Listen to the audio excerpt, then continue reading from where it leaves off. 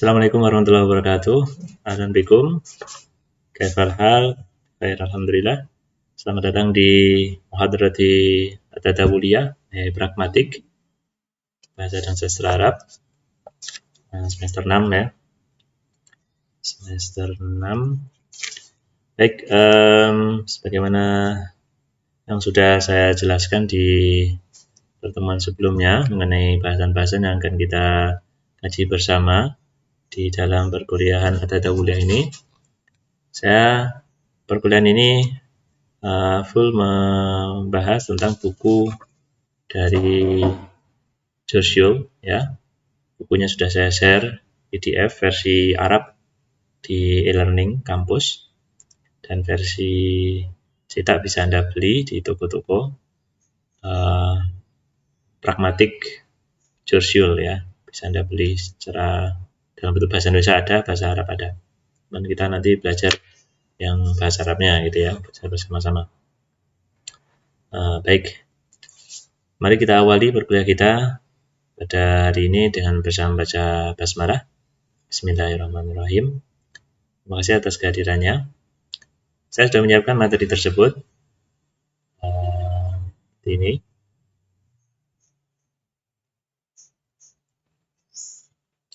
Kita langsung saja menuju ke halaman berapa ya? 19 atau berapa?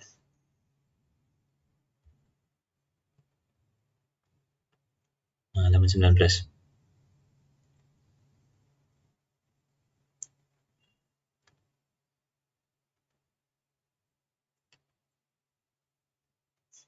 Baik, ini al-fasl al-awal ini adalah pengenalan pertama mengenai apa itu At-Tadawuliyah dan batasan-batasannya, latar belakangnya apa, ta'rifat wa khalfiyah. Saya cek jelas belum ini tulisannya. Saya perbesar satu kali coba. Oke, cek dulu. Oke, segini cukup ya. Baik, kita akan mengenal beberapa batasan ya mengenai Tadawuliyah di sini. Di sini dijelaskan bahwasanya takhasus At-Tadawuliyah pragmatik bidarasatil makna kama yuwassalahu al-mutakallim awal katib wa yufassiru al-mustami' awal qari. Jadi ini adalah studi tentang makna ya. Makna yang disampaikan oleh penutur atau penulis. Jadi di sini ada perspektif ujaran, ada perspektif tulisan, katanya objeknya nanti ya. Wa yufassiruhu al-mustami' dan juga ditafsirkan oleh pendengar.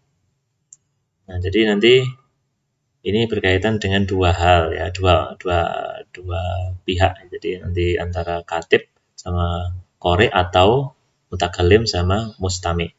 Jadi ini adalah bagaimana mereka nanti saling memberikan ujaran dan juga yang satunya menafsirkan atau menyimak, menangkap maksud dari mutakallim atau maksud dari katib.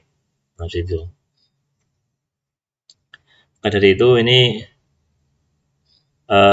fa'innaha muratibah di tahlil ma yaknihi an-nas bi alfadihim aksar min al-ibadiha bima yumkinu anta anta'nihi kalimat atau ibarat hadil alfad munfasilah. Jadi di sini dijelaskan bahwasanya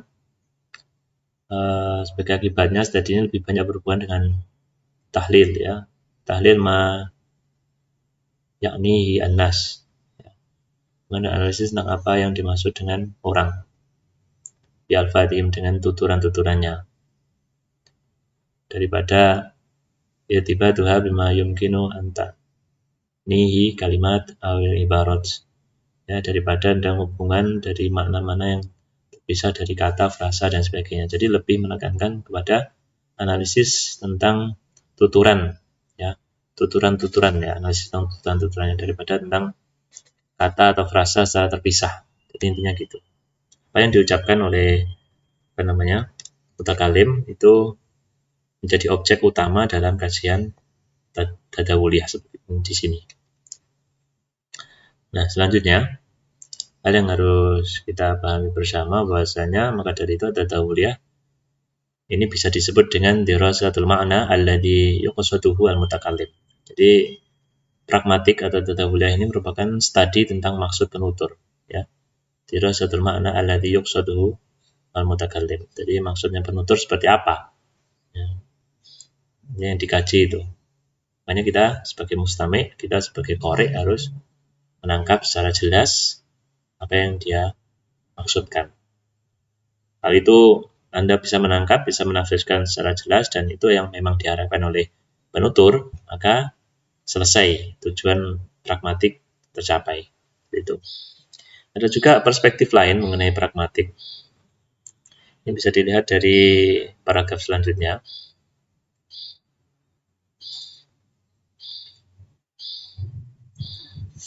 Jadi yadman umaidan ad-dirasa adihi bidarurah tafsir ma yaknihi an-nas fi siyaqil muayyan wa kaifiyat ta'sir asyaq fi ma yuqal. Nah, ini tipe studi ini perlu melibatkan penafsiran tentang apa yang dimaksudkan orang dalam satu konteks. Nah, kita bahas sekarang konteksnya. Konteks khusus, ya. Kaifiyat ta'sir asyaq. Bagaimana pengaruh terhadap konteks yang saat itu dia ujarkan atau dia tuturkan, ya, gitu ya.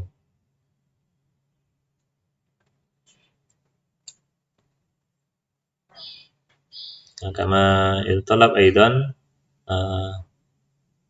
tamain fil aliyah allati yunadimu min hilaliha al-mutakallimun ma yuriduna qawluhu wafqan lahwiyah allati yatakallamuna ilaih. Jadi di sini diperlukan suatu pertimbangan, ya. Di pertimbangan, ya. Pertimbangan tamain fil aliyah pertimbangan tentang bagaimana cara penutur mengatur allati yunadimu, mengatur apa yang ingin mereka katakan.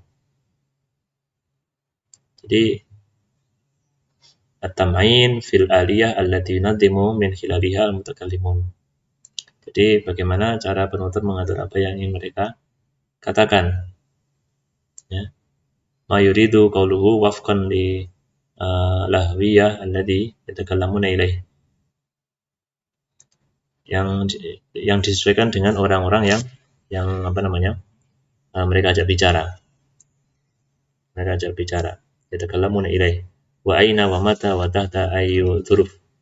Di mana mereka berbicara, di kapan dan dalam konteksnya seperti apa. Nah, jadi seperti ini di paradigma kedua ini mengenai tadawuliyah dijelaskan bahwasanya kita sebagai mutakalim harus sebagai mustami harus mengetahui konteks pembicaraan tersebut di mana, kapan dan dalam keadaan apa, seperti itu, ya. Contoh di dalam buku Churchill juga dijelaskan bahwasanya suatu tahniah atau salam sapa dalam bahasa Arab itu dalam bahasa apapun, ya, dalam bahasa Indonesia umpamanya kalau kita tanya kabar, bagaimana kabarmu?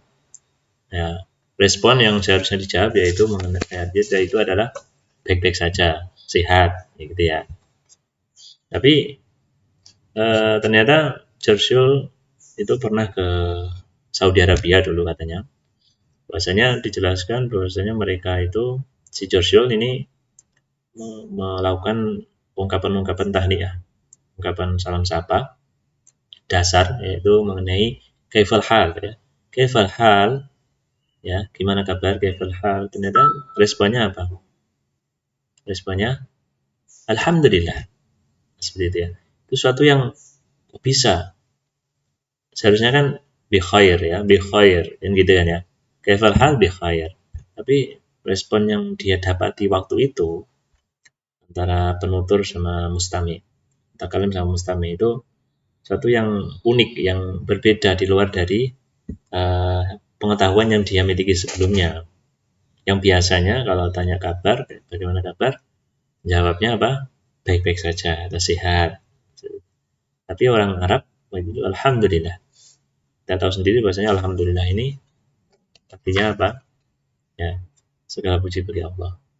Nah, ini kan sebenarnya maksudnya sama. Dia mengutarakan bahwasanya suatu keadaan yang sehat, suatu keadaan yang baik. Tapi penutur itu mengucapkan ungkapan yang sedikit berbeda.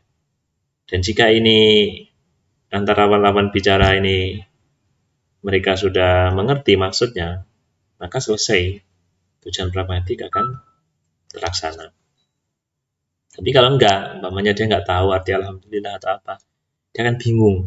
Ini berarti tidak ada kerjasama yang baik, tidak ada apa namanya maksud dari yang diutarakan penutur tidak sampai ke mustami. Itu. Jadi at-tadawuliyah hiya dirasatul makna asyaki. Jadi pragmatik merupakan suatu studi yang berkaitan dengan kontekstual. Ya. Aina wa mata wa tahta ayyudurf ya. Yatakalamuna ilaih.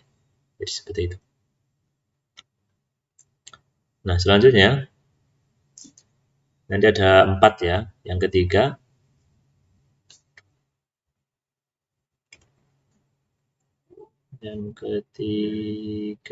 oh ini يدرس هذا المناهج أيضا الكافية التي يسوغ من خلالها المستمعون استدلالات حول ما يقال للوصول إلى تفسير المعنى الذي يقصده المتكلم. Jadi pendekatan ini perlu juga menyelidiki ya. Yadrusu hadil manhaj.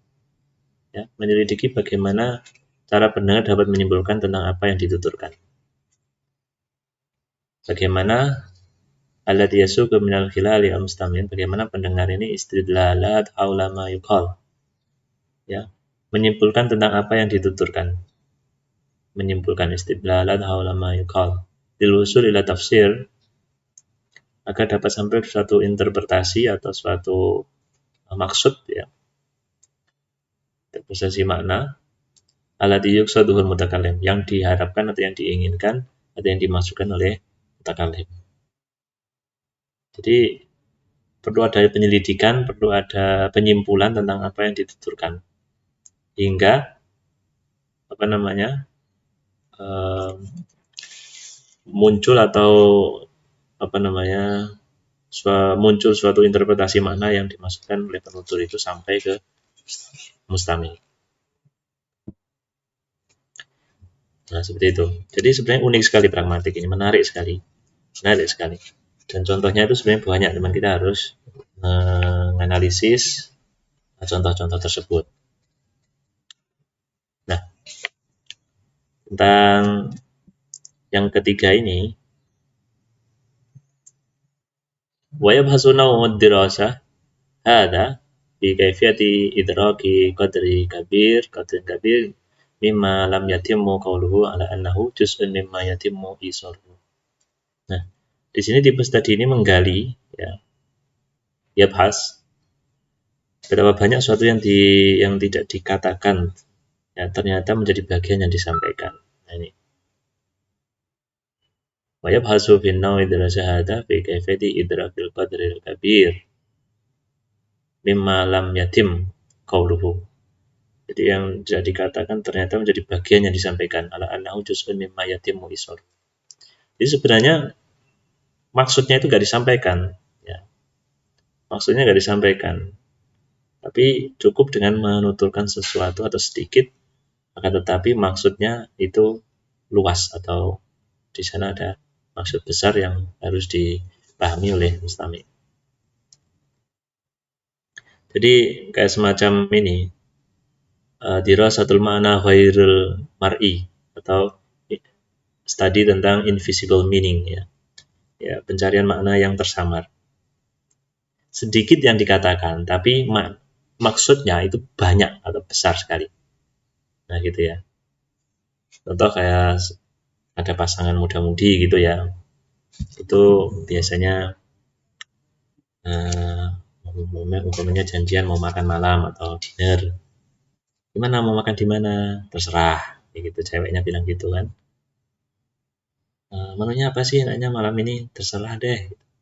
Nah, kata terserah ini kan singkat ya, tapi mengandung makna yang besar sekali. Dan ini termasuk invisible meaning. Ini artinya apa dan jangan membingungkan kaum Hawa ini. Ucapan kata terserah ini maut ya, maut bagi kaum Adam. Jadi itu maksud saya. Jadi ada semacam dirasatul makna ghairul mar'i. Jadi ada semacam studi atau analisis tentang makna yang tersamar, makna yang tersembunyi.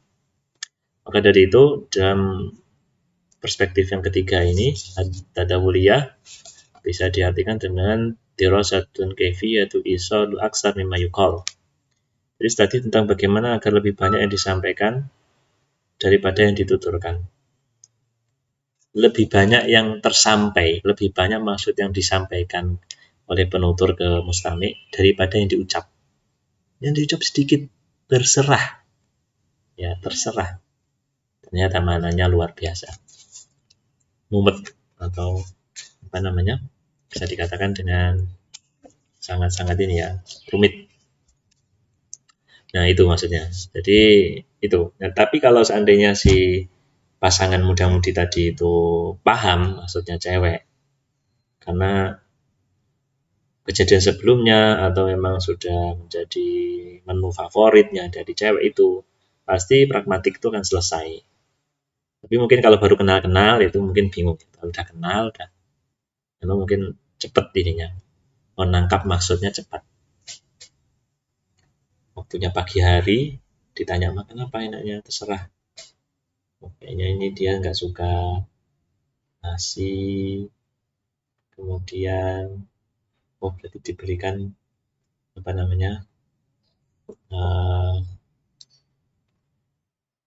apa namanya biasanya bubur gitu ya, bubur lagi gitu ya, pokoknya itu yang tahu ininya ya, yang dekat dengan dia. Oke, seperti itu. Yang terakhir, pandangan keempat,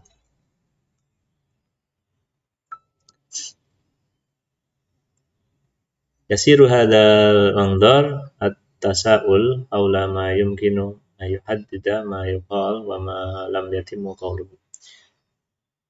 Jadi pandangan ini menimbulkan suatu pertanyaan ya. Yasiru hadzal manzar at-tasa'ula.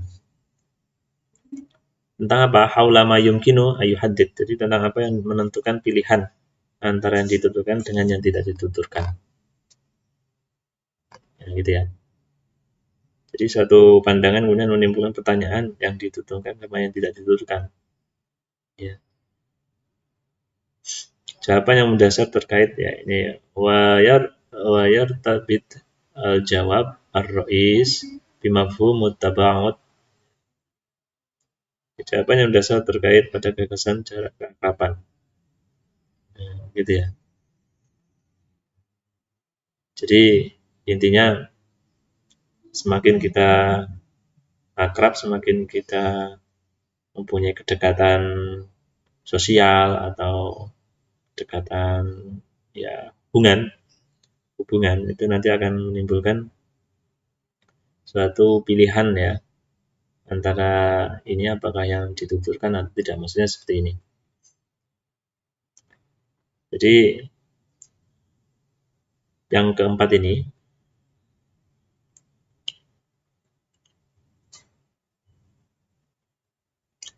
jadi at-tadawuliyah ya dirasatu ta'bir an taba'udin nisbi. Jadi pragmatik atau tadawuliyah ini tadi tentang ungkapan dari jarak hubungan. Jadi ketika semacam ini ya, menurut yang tawi al-qarib al-madi awil istimai awil mafahim ala khibrah al-mustarika ya. Jadi di sini pada asumsi berapa dekat atau jauh jarak pendengar penutur menentukan seberapa banyak kebutuhan yang dituturkan ya. Al-khibrah al-maskul haitsu yuhaddid al-mutakallim miqdar ma yahtajuna qawluhu binaan ala iftirad qaribul mustami' au ba'id. Jadi semakin dekat hubungan kita dengan seseorang atau dengan komunitas itu akan semakin singkat tuturan yang kita ucapkan. Karena kita hubungannya sudah dekat. Misalnya sama istri, udah lama, atau dengan teman karib. Itu tentu percakapannya beda. Bacakannya beda. Jadi karena itu tadi hubungannya udah deket, udah tahu hubungan sebelumnya. Contohnya gini, uh, umpamanya ada suatu kasus seperti ini. Ayo kita besok ke yuk, walimahan temen yuk. Tapi sebelumnya diceritakan bahwasanya uh, dia tuh sebenarnya sudah datang ke sana gitu loh. Dan yang ngajak itu sebenarnya udah tahu dia udah datang ke sana, tapi tetap tadi itu tetap ngajak gitu. Nah, mustaminya jawab apa mustaminya? Mustaminya jawabnya cukup gini, waduh gitu dok, waduh gitu dok. Nah, lawan tuturnya pasti paham. Wah, nggak apa-apa kamu datang 2 kali, ayo datang lagi ke walimahnya kayak gitu. Padahal jawab waduh dok. Kalau sebelumnya kita nggak deket, sebelumnya kita nggak ada hubungan sama sekali, nggak pernah interaksi. Dengan mendengar kata waduh itu kita nggak paham. Waduh gimana? Waduhnya itu waduh apa? Waduh datang atau kita harus nunggu beberapa hari atau beberapa saat? Bagaimana kayak gitu? Nah itu maksud saya. Nah ujaran-ujaran yang lain kayak semacam kita sudah dekat dan sebagainya kan lebih singkat kita. Ayo, ayo, yuk, nongkrong yuk, ngopi yuk. Di mana? Tempat biasa, kayak gitu.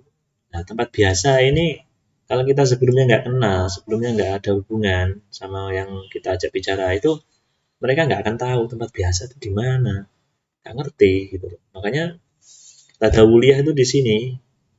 Tadawuliyah itu sebenarnya sudah sering kita dengar, sering kita lakukan, sering kita alami.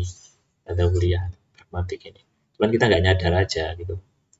Makanya yang perspektif atau pandangan keempat ini tidak satu takbir antabawatin nisbi. Jadi studi tentang ya hubungan ya, ungkapan dari jarak hubungan antara mutakalim sama mustami. Nah seperti itu ya, mengasihkan sebenarnya. Kayak semacam contoh juga ini ya, contoh. Ada sebenarnya nanti contohnya di buku-buku halaman berikutnya ya, di bukunya ini Churchill. Jadi ada di Churchill itu ada contoh seperti ini. Ketika ada seorang yang membawa ini ya, apa namanya, anjing ya, anjingnya besar, galak, kelihatannya galak sih ya. Dia duduk-duduk di taman kota gitu. Dan biasa ada tempat duduk ya di taman kota itu. Nah di sana dijelaskan bahwasanya eh, dia datang teman, nggak teman sih, dia orang baru datang menghampiri anjing tadi itu bersama pemiliknya, dalam asumsinya dia ya, bersama pemiliknya.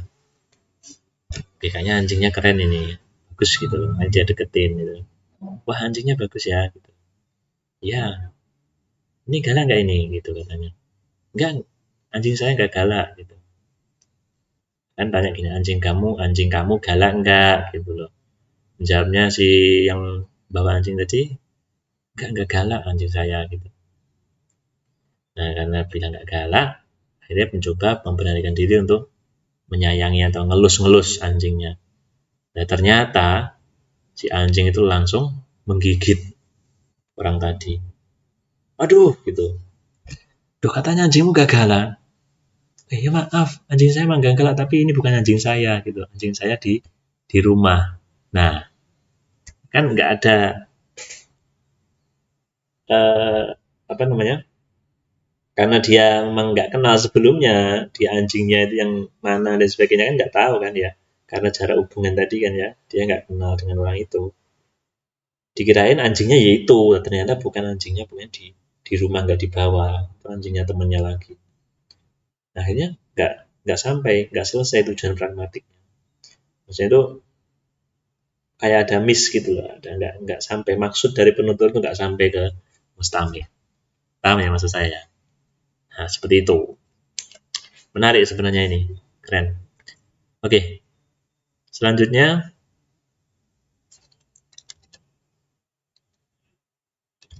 eh, tentang ini bagian tentang an-nahwu wa dalalah. wa tadawuliyah.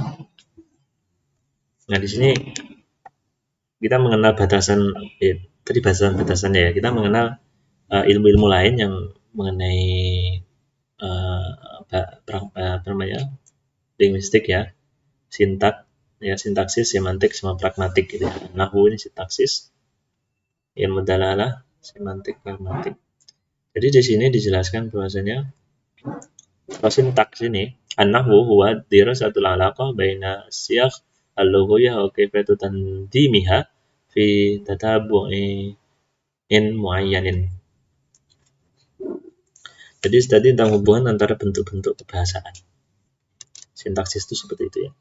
Bentuk-bentuk kebahasaan, bagaimana menyusun bentuk-bentuk kebahasaan itu ke dalam suatu tatanan ya, tandimiha menyusunnya, tatanan yang mana tersusun dengan baik tadbi'in muayyanin. Ya, salimin al-baniyah, salimul baniyah. Jadi perannya di situ sintaksis itu, bagaimana unsur-unsur kebahasaan itu disusun secara rapi, secara tertib, ya, sesuai dengan kaidah nahwu. Itu seperti itu sintaksis atau nahwu. Nah, sedangkan ilmu dalalah ini berkaitan dengan makna. Ya. Yahtasu ilmu ad-dalalati ya, semantik bidirasatil alaqat baina siyaq al-lughawiyah.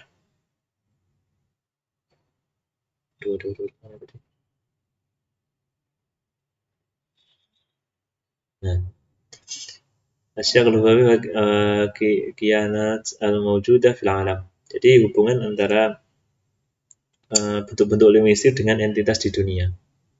Jadi kenapa ini bisa disebut handphone, kenapa bisa disebut buku. Ya itu, entitas-entitas yang ada di dunia ini disebut dengan apa dalam apa namanya, kata-kata atau bentuk-bentuk linguistik. Itu ya, hubungan antara makna dengan apa namanya, referensinya. Nah, seperti itu semantik. Nah, sedangkan pragmatik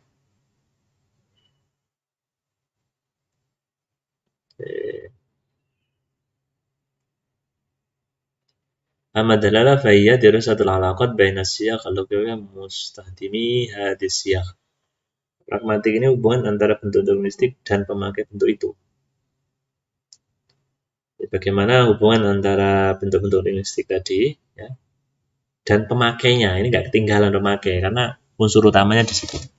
Pemakai bentuk itu siapa? Seperti itu ya.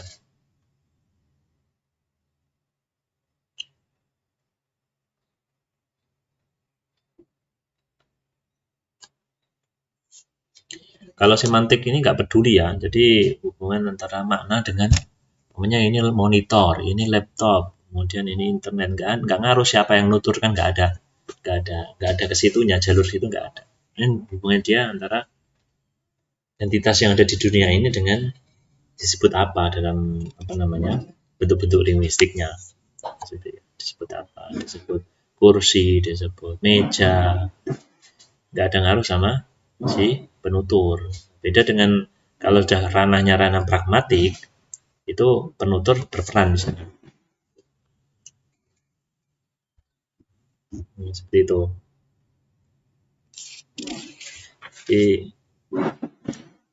Jadi seperti itu. Jadi kita harus tahu batasan-batasannya nanti seperti itu kurang lebih.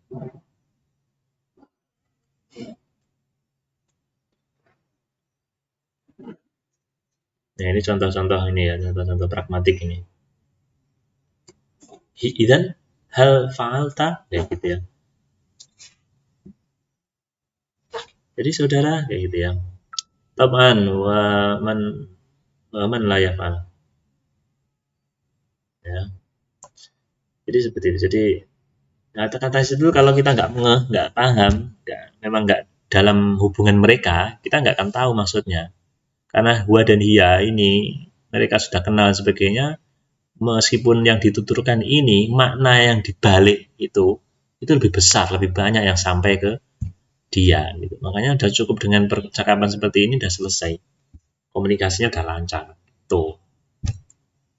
Nah, jadi ya makanya kita akan mengkaji hal-hal seperti itu dalam teori-teori pragmatik.